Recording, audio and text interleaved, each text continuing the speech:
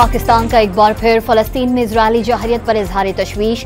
नायब वज़ीर आज़म इसहाक डार ने सलामती काउंसिल से खिताब में दो रियासत के हल ही मसले का वाहिद हल करार दे दिया।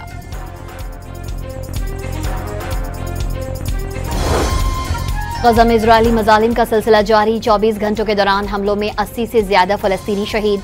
मरने वालों में इमदाद के मुंतजिर 34 अफराद भी शामिल। खैबर पख्तूनख्वा के मुख्तलिफ इलाकों में शदीद बारिश के बाद सैलाबी सूरत हाल। 4 सद्दा में 2 बच्चे बरसाती नालों में डूबकर जाँ बहक।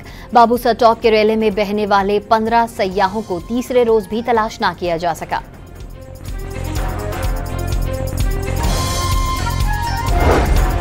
वज़ीर आज़म का मुल्क में बारिशों और सैलाब से होने वाले नुकसानात पर अफसोस का इजहार।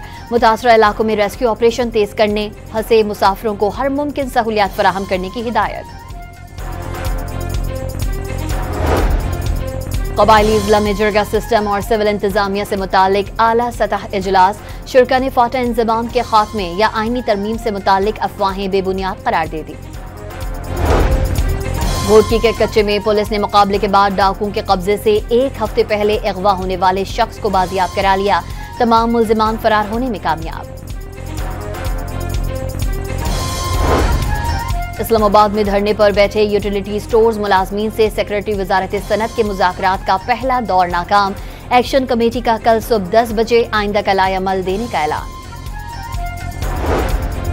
चेयरमैन पीसीबी और कौमी क्रिकेट खिलाड़ियों की ढाका में मेजबान क्रिकेट बोर्ड के एशाइया में शिरकत। मोहसिन नकवी कल एशियन क्रिकेट काउंसिल के इजलास की सदारत करेंगे।